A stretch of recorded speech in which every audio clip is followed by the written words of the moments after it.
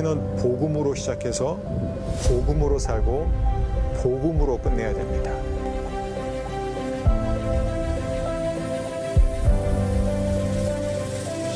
예수님의 복음만, 이 복음만이 우리의 삶의 모든 영역을 바꿀 수 있다는 거예요.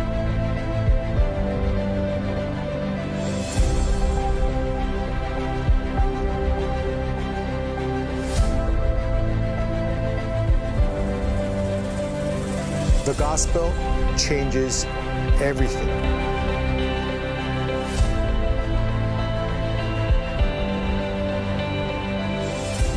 기도하고 오늘 말씀을 함께 나누겠습니다. 사랑의 주님,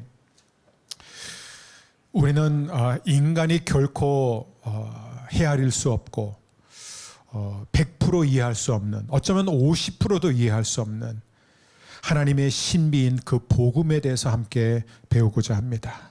하나님, 그 복음이 우리의 삶의 모든 영역에 스며들어올 수 있도록 오늘도 복음의 능력으로 우리에게 역사하여 주옵소서. 예수님의 이름으로 기도합니다. 아멘. 저희는 그동안 창립 감사 예배 당일날에 우리가 1년 동안 품어야 할 비전을 선포하고 또 교회 표를 정했습니다. 하지만 이제 10주년을 맞이한 저희 교회가 향후 10년 그리고 그 이후를 바라보면서 9월 한 달 동안, 비록 다음 주가 창립 기념일이지만 9월 한 달 내내 하나님이 우리에게 주시는 그 비전을 나누고 선포하고 그리고 그 비전을 품는 시간이 되기를 바랍니다. 그래서 한 달 동안 우리는 복음은 모든 것을 바꿉니다. The gospel changes everything 이라는 이 표, 우리 평생의 표, 이것을 가지고 우리가 함께 매일 매주마다 은혜를 나누고자 합니다. 그런 의미에서 다음 주에 공식적으로 발표할 그 표가 오늘 이미 여러분에게 알려졌습니다. 복음은 우리의 모든 것을 바꾼다. 여러분, 사람들은 복음 하면은 뭘 생각하는지 아세요? 예수님 믿고 구원받는 걸 생각합니다. 그게 복음이에요. 복음이란 하나님이 예수님을 보내셔서 우리의 모든 죄를 대신 지시고 십자가에 못 박혀 죽게 하셨고, 그 예수님이 죽음 권세를 뚫고 부활하셔서 하나님 보좌 우편에 앉아 계시다. 그래서 그 예수님을 믿으면 구원받는다. 그걸 복음이라고 생각합니다. 맞습니다. 하지만 그것은 복음의 일부예요. 복음은 예수를 처음 믿고 구원받을 때 믿는 것이 아니라, 복음은 처음부터 끝까지 우리가 붙잡아야 되고 유일하게 의지해야 하는 것입니다. 즉, 복음은 내가 처음 믿을 때에 믿는 것이 아니라, 다시 말하면 우리가 처음에는 복음을 믿고 구원받지만 그 다음부터는 율법으로 살아야 된다고 생각하는 사람들이 굉장히 많습니다. 그래서 하나님의 말씀을 읽을 때 그 말씀을 언제나 교훈과 지침, 우리가 하나님을 기쁘시게 하기 위해서, 하나님의 사랑받는 자녀가 되기 위해서 어떻게 살아야 할지 그 삶을 가르쳐주는 교훈과 지침과 권면으로 접근할 때가 참 많아요. 하지만 이것으로는 우리는 결코 복음으로 변화된 삶을 살 수 없습니다. 많은 사람들은 신앙생활 하면서요, 도덕적인 결단과 도덕적인 어떤 억제력을 가지고 열심히 신앙생활을 해요. 그런데 그것으로는 우리는 하나님이 원하시는 삶을 살 수가 없다는 것이에요. 여러분, 성경에 보면 우리가 추구하는 모든 것, 하나님이 우리에게 명령하는 것처럼 들리는 모든 것을 사랑, 하나님 사랑, 이웃 사랑, 또 뭐가 있을까요? 기쁨, 어떤 상황 속에서든 늘 기뻐하는 것, 평강, 모든 지각의 모든 환경을 뛰어넘는 하나님의 평강을 누리는 것, 그리고 오래 참는 것, 인내하는 것, 친절하고 자비로운 것, 즉 우리가 소위 말하는 그리스도인의 덕목이라는 말하는 이 모든 것들은 성경이 뭐라는 줄 아세요? 성령의 열매라고 표현하고 있어요. 그 의미가 뭐냐면 우리가 결단하고 노력해서 얻어내는 것이 아니라 이것은 선물이라는 것입니다. 초자연적인 능력으로만 이게 가능한 거지, 도덕적인 결단과 억제력으로 되는 게 아니라는 것이에요. 그럼에도 불구하고 우리는 계속해서 새로운 결단, 마음의 결단을 가지고 나아가려고 합니다.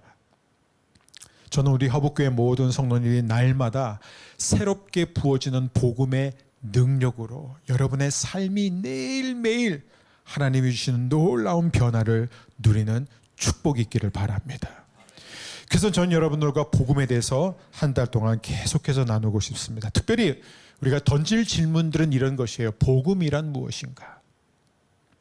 그 복음은 과연 우리의 삶의 모든 영역을 바꾸는가?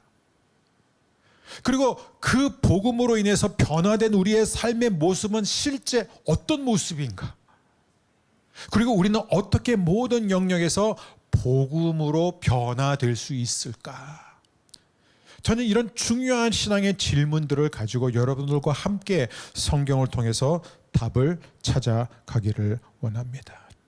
그래서 오늘 우리가 가장 먼저 생각할 것은 복음이란 무엇인가? 여러분, 만일 누군가가 지금 여러분에게 복음은 무엇이에요?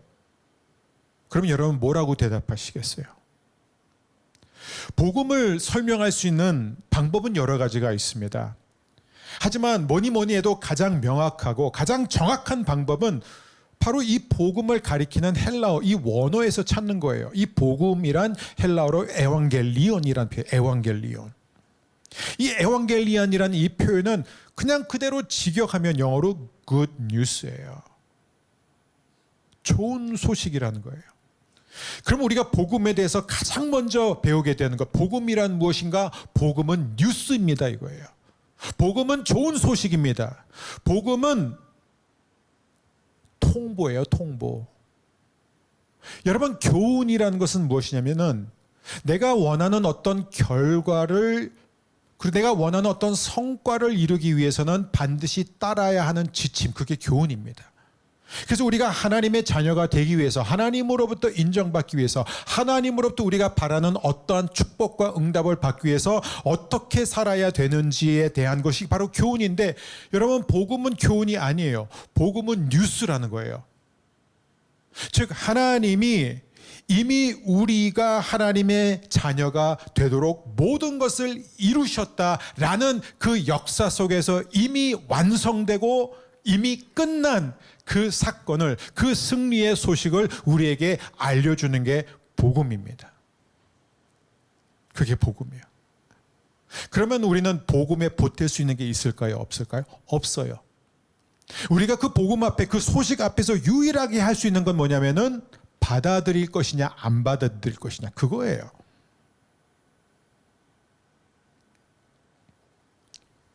여러분, 세상의 모든 종교를 보게 되면요, 모든 종교, 기독교를 제외한 모든 종교는 본질적으로 뭐예요? 교훈이에요.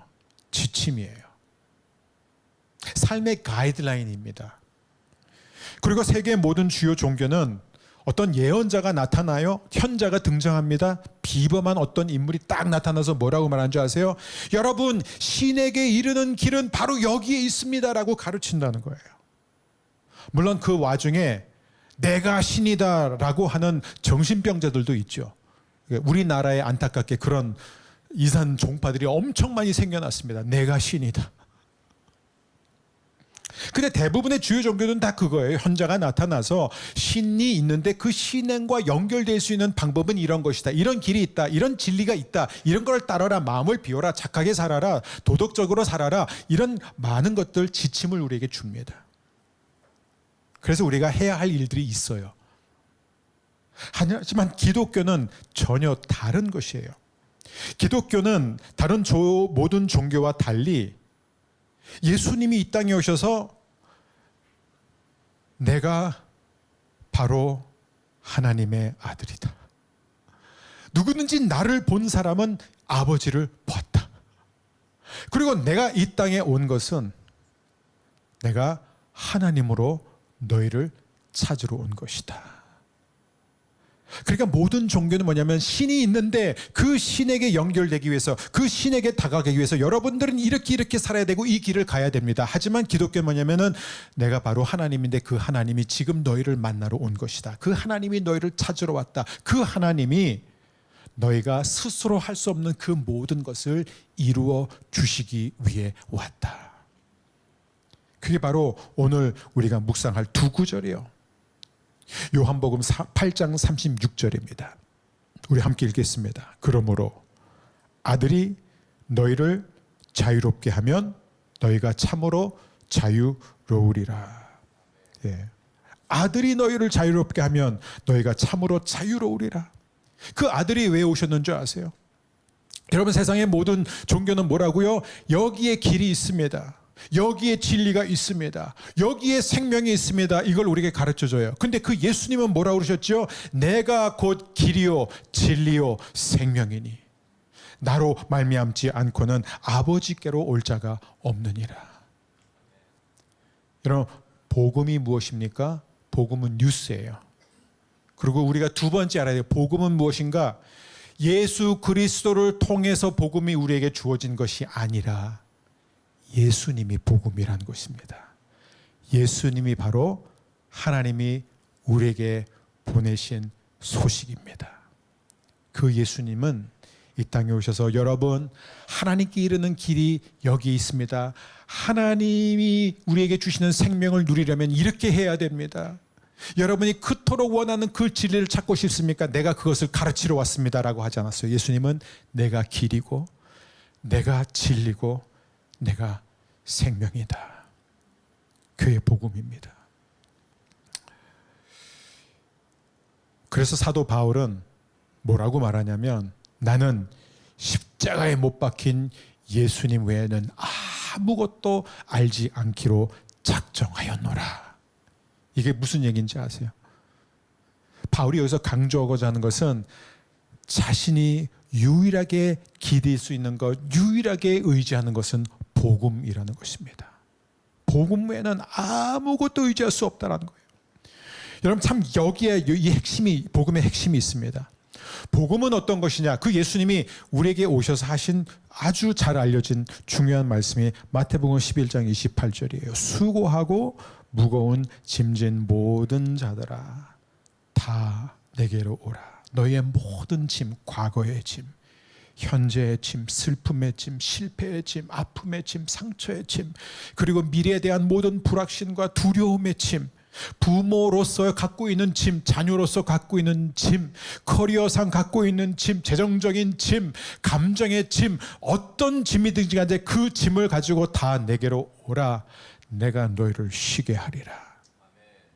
내게로 와서 내게 배우라. 그리하면 너희가 쉼을 얻으리니 이는 내 짐은 가볍고 내 멍에는 쉽다라고 말씀하십니다. 그러니까 예수님이 이 땅에 오신 목적이 뭐예요? 우리의 무거운 짐을 덜어주기 위해서 오신 거예요. 그게 복음입니다. 다시 말해서 복음이 우리 앞에 들려질 때마다 우리한테 어떤 일이 일어나느냐, 우리의 짐이 덜어진다는 거예요. 짐이 가중되는 게 아니에요. 복음은 짐을 지우지 않습니다. 여러분, 그런데 죄로 타락한 이 인간, 우리의 이 기본 방식, 우리의 그 디폴트 모드는 뭐냐면 언제나 우리는 이렇게 생각해야 돼요. 우리는 항상 성과를 기반으로 움직입니다. 그래서 신을 향해 접근할 때 뭐냐면 내가 순종하면 신이 나를 인정한다 이거예요. 그게 모든 종교의 가르침의 핵심이에요. 내가 착하게 살면, 내가 가난한 사람들을 도우면, 내가 선행을 많이 하면, 내가 정직하면 그러면 신이 나를 받아주고 나를 축복한다. 하지만 기독교는 정반대예요. 복음은 완전히 반대입니다. 내가 순종하기 때문에 신이 나를 사랑한다가 아니라 하나님이 예수님 때문에 나를 받아주셨기 때문에 나는 하나님께 순종한다예요. 하나님이 먼저 나를 사랑해 주셨기 때문에 내가 하나님을 사랑한다예요. 여러분, 이 순서가 너무너무 중요합니다.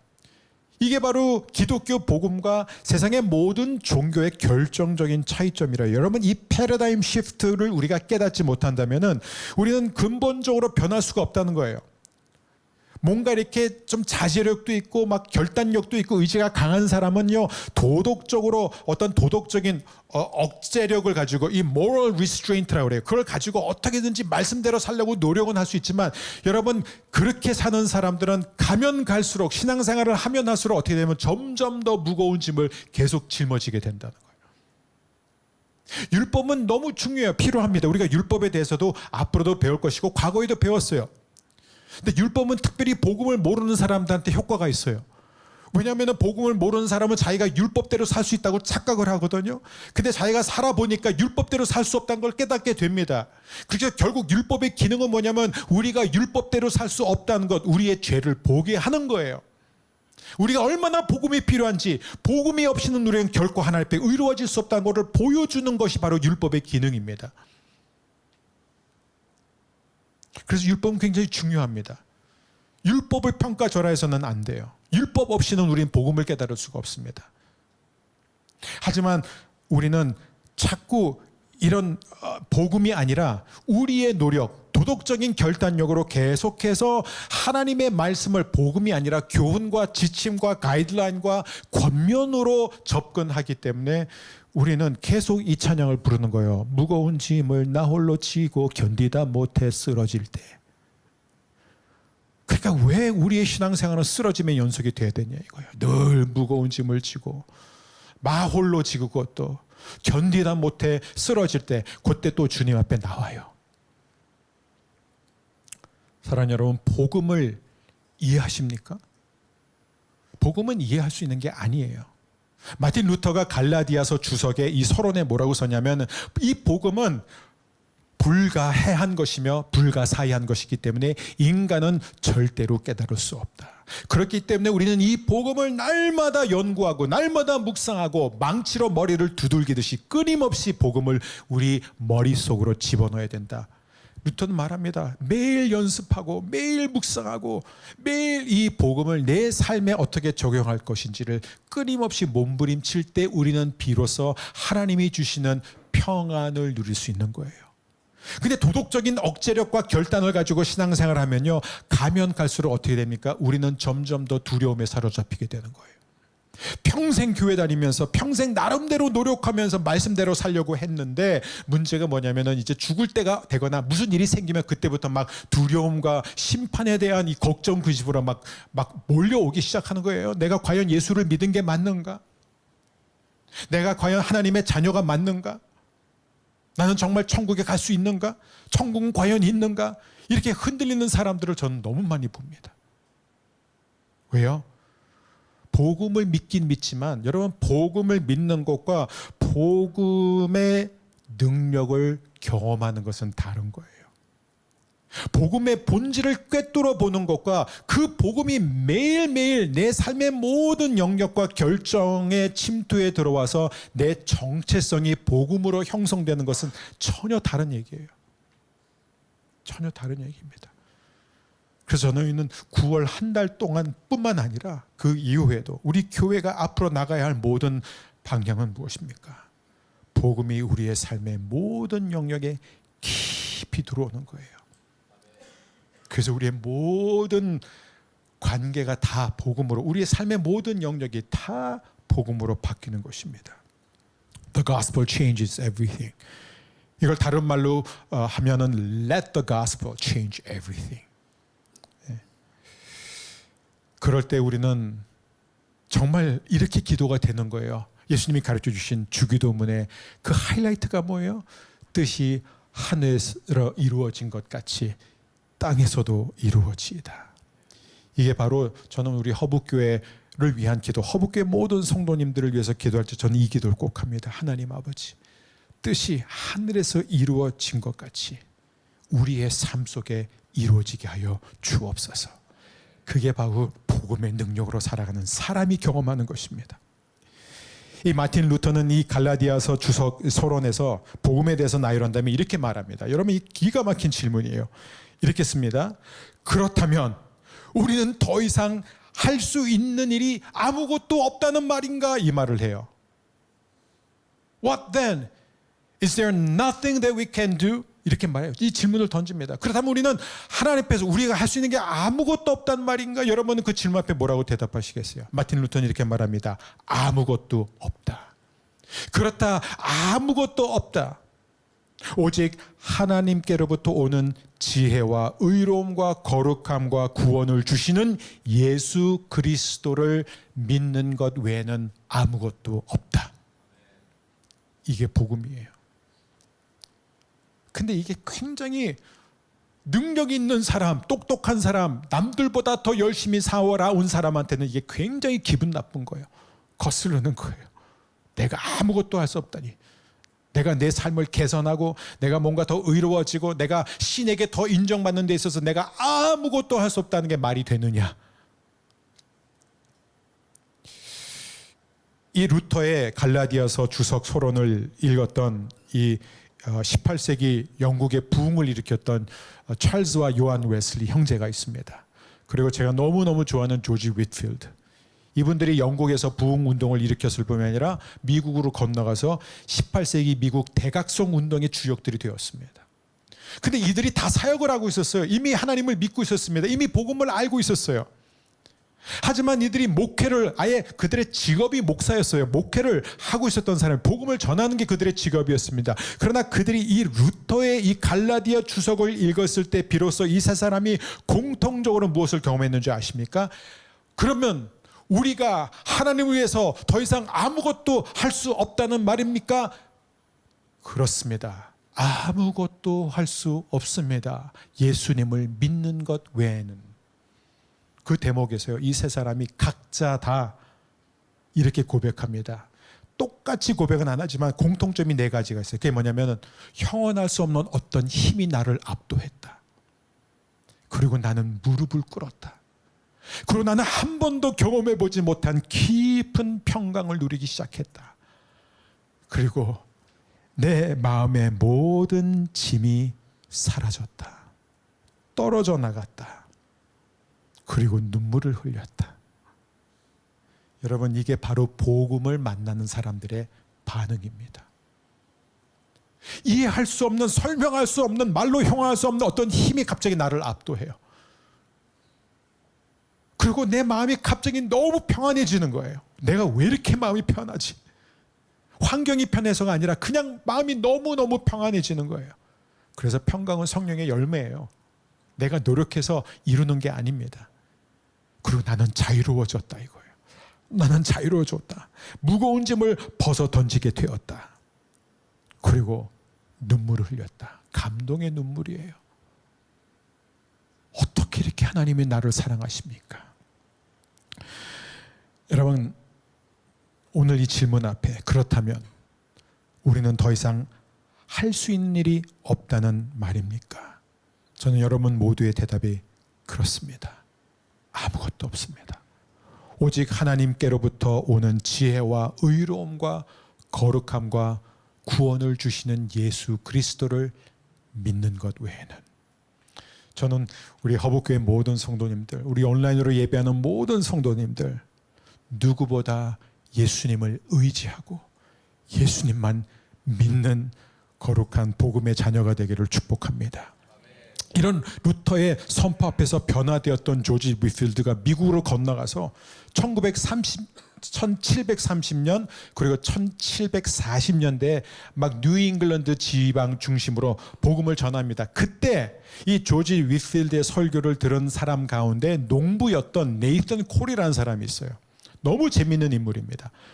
제가 농부라는 직업을 무시하는 게 아니라 이분은 농부였기 때문에 배우지 못했어요. 글도 제대로 읽지도 못하고 쓰지도 못한 사람이었어요. 근데 그가 이 윗필드가 전하는 복음을 듣고 완전히 변화됐을 뿐만 아니라 그는 그 누구보다도 복음을 강력하게 전하는 대각성 운동의 주역이 됩니다. 하나님은 아무것도 배우지 못한 사람을 통해서도 얼마든지 일하시는 분이에요. 그게 복음의 능력입니다. 근데 그가 윗필드의 이 설교를 들었을 때 뭐라고 반응을 했냐, 뭐라고 썼냐면 이렇게 쓰고 있어요. 나는 그가 전한 복음을 듣는 순간 마음의 깊은 상처를 받았다. 내가 그동안 쌓아온 모든 기초가 무너지게 되었다. 나의 의가 결코 나를 구원할 수 없다는 것을 깨달았기 때문이다. 이게 네이선 콜의 고백입니다. 여러분, 복음을 들을 때 우리가 정말 복음을 있는 그대로 듣는다면 기분 나빠야 돼요. 처음에는 내 마음이 상해야 돼요. 왜냐하면 내가 그동안 물론 아무렇게나 그냥 막 살아온 사람이 복음을 들으면 그렇게까지 안 속상할 수 있어요. 그렇지만 막 남들보다 더 열심히 살고 막 성실하게 살고 잘 살려고 노력해온 사람이 자기가 그동안 이뤄놓은 모든 것이 아무 소용없다 라고 한다면 여러분 얼마나 마음이 상하겠습니까? 얼마나 마음이 상하겠어요. 나는 나의 의가 결코 나를 구원할 수 없다는 것을 깨닫게 되었다. 근데 여러분 너무 많은 그리스도인들, 너무 많은 교회가, 너무 많은 기독교인들이 자기도 모르는 상태에서 신앙생활을 복음으로 하지 않고 교훈과 지침과 권면으로 접근하고 있다는 거예요. 여러분 많은 사람들이 자신도 모르게 빠져 있는 게 무엇입니까? 율법주의예요. 저도 목회 현장에 30년 이상 있었지만 정말 제 자신을 보게 되면 복음이 나를 다스릴 때보다 율법주의가 저도 모르는 사이에 다스릴 때가 훨씬 많다는 거예요.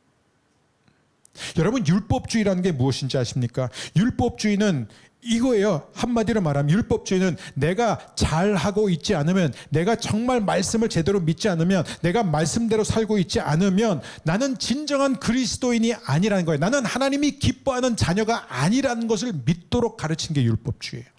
그래서 율법주의는 언제나 내가 얼마큼 잘 살고 있느냐, 내가 얼마큼 믿음대로 행하고 있느냐, 내가 얼마큼 순종을 하고 있느냐, 내가 얼마큼 하나님의 뜻을 이루고 있느냐에 따라서 하나님이 나를 얼마나 사랑하시고 기뻐하시냐가 결정되는 거예요. 그게 율법주의예요. 그래서 종교는 굉장히 효과가 있습니다. 우리의 행동을 바꾸고 규제하는 데는 막강한 효과가 있는데 우리의 중심, 우리의 동기, 우리의 내면을 바꿀 힘은 없어요. 그 부분은 우리가 나중에 나누겠지만. 그래서 사랑하는 여러분, 이 율법주의는 무엇입니까? 계속해서 우리한테 무거운 짐을 안겨주는 거예요. 신앙생활을 하면서 계속해서 무거운 짐이 점점 더 무거워지는 거예요. 그리고 요즘은요, 신종 바이러스가 유행하는 것처럼 신종 율법주의가 또 유행하고 있어요. 이 신종 율법, 이 변형된 율법주의는요, 복음에 더 가까워요. 그러니까 무슨 얘기냐면 복음처럼 보여요. 굉장히 미묘해서 이게 복음인지 율법주의인지 모를 정도예요. 그럼 이 신율법주의의 특징은 무엇이냐면 우리는 뭐 죄와 심판과 분노와 사탄에 대해서 이런 거 자꾸 얘기하지 말고 하나님의 사랑을 강조하고 하나님의 은혜를 강조하고 이웃사랑을 강조하고 하나님의 선하심을 강조하고 죄사함을 강조하고 이런 걸 막 강조합니다. 그러면서 교회는 어떤 곳이냐? 교회는 이런 하나님을 믿는 사람들이 모여서 하나님의 나라를 잇는 곳이다. 그러면 하나님의 사람들은 어떤 사람들이냐? 전부 다 하나님의 사랑을 받고 은혜를 입고 용서를 받았기 때문에 우리는 더 이상 이렇게 편협되게 살면 안 된다. 우리는 관용을 베풀어야 된다. 우리는 관대해져야 된다. 우리는 가난한 자들을 보면 무조건 도와야 된다. 우리는 사회가 불의로 가득 찬 그 현실을 보면서 마음 아파하면서 정말 하나님의 정의가 이 땅에 이루어질 수 있도록 우리가 있는 힘을 다해 노력해야 된다. 그럴 때 우리는 하나님 나라를 이 땅에 이루는데 동참하는 주역이 된다. 아멘 하면 사람들이 아멘 해요. 아멘 해요. 그것 자체는 되게 좋잖아요. 그런데 여기서 아주 중요한 기준치가 있어요. 기준선이 있습니다. 복음인 것과 복음이 아닌 것의 이 차이점이 뭔지 아십니까? 찰스 웨슬리가 그걸 정확하게 표현했어요. 찰스 웨슬리는 하나님을 기쁘시게 하기 위해서 열심히 복음을 전했습니다. 설교했어요. 그런데 그가 복음을 깨닫게 된 순간 그가 수많은 찬송가를 지었는데 그 가운데 하나에 그가 이런 표현을 씁니다. My chains fell off, my heart was free. 너무너무 중요한 고백이에요. 복음을 만나는 사람, 복음을 듣는 사람은 언제나 이 반응이에요. 나의 모든 사슬이 풀렸고 내 마음은 자유를 찾았습니다. 여러분, 그게 복음입니다. 그렇기 때문에 여러분, 우리는 하나님의 사랑을 받은 자로서 우리는 이웃을 더 사랑해야 되고 사람들을 있는 모습 그대로 사랑해야 되고 우리와 다른 사람들, 우리의 원수들까지 품어야 되고 우리는 가난한 사람들을 봐보면 그냥 지나치면 안 되고 그들에게 구제해야 되고 우리가 힘에 지나도록 그들을 위해서 섬겨야 되고 세상에 하나님의 정의가 흐를 수 있도록 그 흐르는 날이 올 때까지 우리는 끊임없이 더 헌신해야 됩니다. 이럴 때 하나님의 뜻이 이루어집니다.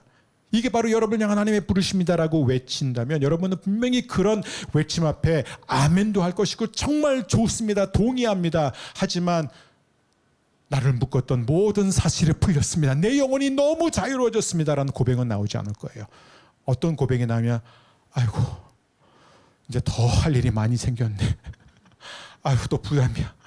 내가 그러지 않아도 그동안 배운 것도 제가 실천하지 못하고 있고 매주마다 교회 만나면 그렇게 지은 죄밖에 생각나지 않고 맨날 하나님 앞에 죄송합니다. 또 죄를 지었습니다. 아무리 생각해도 5년 전보다 내가 지금 발전한 게 하나도 없고 오히려 악화된 것 같고 퇴보가 더 갔는데 우리는 계속해서 멋진 설교를 들으면서 결국 나중에는 이게 무감각해져요. 그래서 멋지고 기가 막힌 설교와 정말 우리에게 엄청난 자극적인 도전을 줘야만 은혜 받은 것 같아요. 근데 우리는 그렇게 살지 못해요. 그렇게 살아도 잠깐 그렇게 살고 잠깐 반짝여요. 아니면 사람들 앞에 그렇게 사는 척을 해요. 근데 자기는 알거든요. 여러분 진정한 복음은요 언제나 우리에게 굿뉴스입니다. 정말 좋은 소식이에요. 그래서 마틴 루터가 하는 얘기 그거예요. 우리는 매일 그것을 들여다봐야 된다. 왜 그런 얘기한 줄 아세요? 베드로전서 1장 12절을 보면요 베드로가 이런 말을 합니다. 이 복음에 대해서 하나님이 우리를 사랑하시고 우리를 구원하신 그것에 대해서 하늘에 있는 천사들도 너무 신기해서 들여다본다 이거예요. 그러니까 천사들은 죄를 짓지 않은 천상의 존재들입니다. 근데 죄를 짓지 않은 그 천사들조차도 이 복음을 이해할 수가 없는 거예요. 복음이 너무 신기한 거예요. 그러니까 우리가 그런 표현을 쓰잖아요. 나 같은 죄인 살리신 주 은혜 놀라워. 근데 우리는 놀랍다고 말은 하지만 그게 얼마나 놀라운지는 잘 몰라요. 그러니까 천사들이 날마다 들여다보는 거예요. 그래서 마틴 루터가 말합니다. 우리는 날마다 그 복음을 들여다봐야 된다는 거예요. 그 복음에 매료돼야 되는 거예요. 내가 복음을 오늘 깨달은 것 같은데 그 다음날 보니까 내가 복음을 반도 깨닫지 못한 거예요. 그 복음 내가 생각했던 것보다 훨씬 더 큰 거예요. 내가 생각했던 것보다 훨씬 더 강력한 것이에요. 내 삶을 내 의지와 상관없이 충분히 바꿀 수 있을 정도로 강력한 게 하나님의 복음입니다. 저는 우리 허북교회 모든 성도들이 날마다 이 복음을 알아가게 되기를 바랍니다. 이 복음에 매료되기를 원합니다. 이 복음을 날마다 붙잡고 날마다 묵상하고 이 복음을 나누게 되기를 주의 이름으로 축원합니다. 여러분 이게 바로 우리의 삶의 기준선이 되어야 됩니다.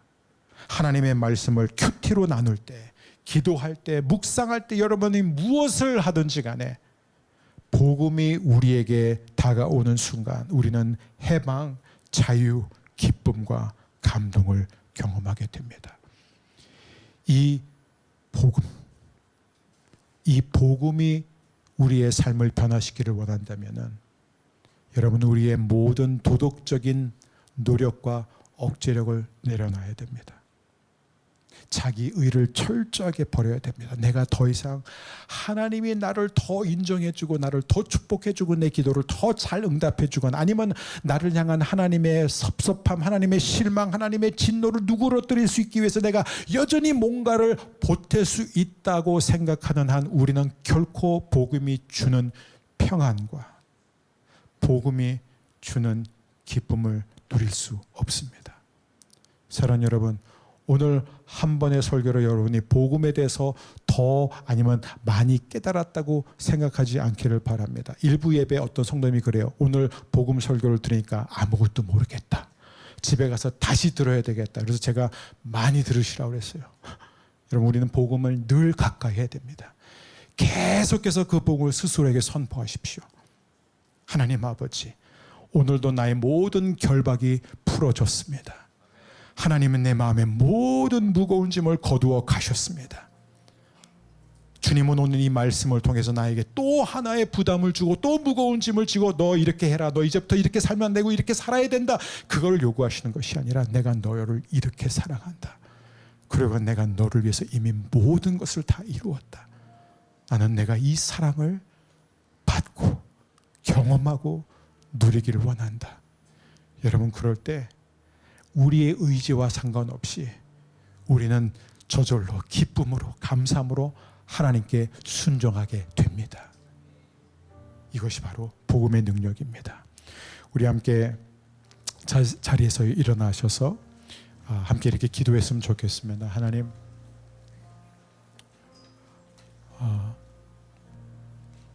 저는 이 복음을 다 깨달을 수 없습니다. 하지만 하나님이 예수님을 통해 저에게 이루신 그 아름다운 소식을 100% 믿습니다. 주님, 이 믿음도 하나님의 선물입니다. 주님, 이 믿음을 주시옵소서. 그리고 이 복음을 들여다보게 하여 주옵소서. 이 복음을 묵상하고 이 복음을 공부하고 이 복음을 연구할 때 이 복음의 능력이 우리 안에 불일 듯 일어나게 될 줄 믿습니다.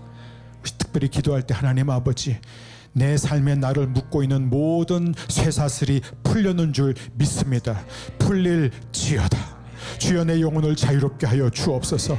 내 마음의 모든 짐을 벗어 던지게 하여 주옵소서. 예수님이 주시는 참된 자유와 쉼을 날마다 복음 안에서 되찾게 하여 주옵소서. 함께 기도하며 나아가겠습니다. 사랑하는 주님 감사합니다.